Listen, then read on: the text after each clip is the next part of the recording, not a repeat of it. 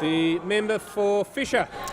My question Members is to on the my Minister for Defence Industry. Will the Minister update the House on the government's defence export strategy and the opportunities which are available in the United Kingdom? How does the government's commitment to trade and other measures help grow the economy, wages and jobs? The Minister for Defence Industry. Thank you, Mr Speaker, and I thank the member for Fisher for his question. Mr Speaker, today and last night I had the opportunity to meet with the UK Secretary of Defence, Gavin Williamson. Our defence industry relationship with the United Kingdom has improved markedly in the last couple of years. We've initiated the United Kingdom-Australia Defence Industry Dialogue for the first time. I had the first couple of meetings and it will meet for a third time in the first half of this year, Mr Speaker.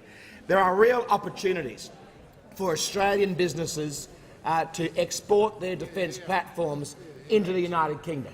There's a few examples that are well known to members, like the Thales Australia's Bushmaster, which is currently bidding for a tender into the UK but has already been purchased by the UK before, the member for Bendigo's electorate. CEA's phased array radar, produced here in Canberra, which is being currently evaluated for the United Kingdom's Type 31E platform for frigates, and BAE and the Defence Science and Technology Group's NOLCA, which is an anti-ship missile decoy, which has passed now $1 billion worth of value for exports from Australia around the world.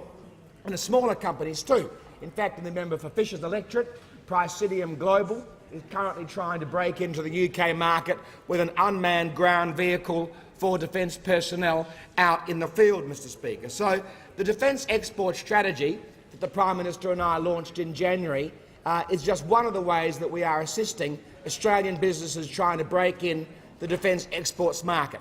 Another one, of course, is the reduction of the company tax rate, Mr Speaker, a very important economic measure that will drive jobs, higher wages, investment and growth in the economy.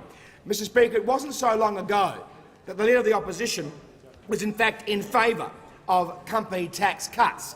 In 2011, Mr Speaker, in 2011 he was the Assistant Treasurer in the Gillard government, and in March 2011 he gave a speech to ACOS's National Conference. In it he said, lowering the corporate rate for smaller businesses only, as the Greens propose, so that was when he wanted to have different policies to the Greens as opposed to now, Mr Speaker, creates an artificial incentive for Australian businesses to downsize. Again, someone calls out boring, Mr Speaker, from the Labor Party.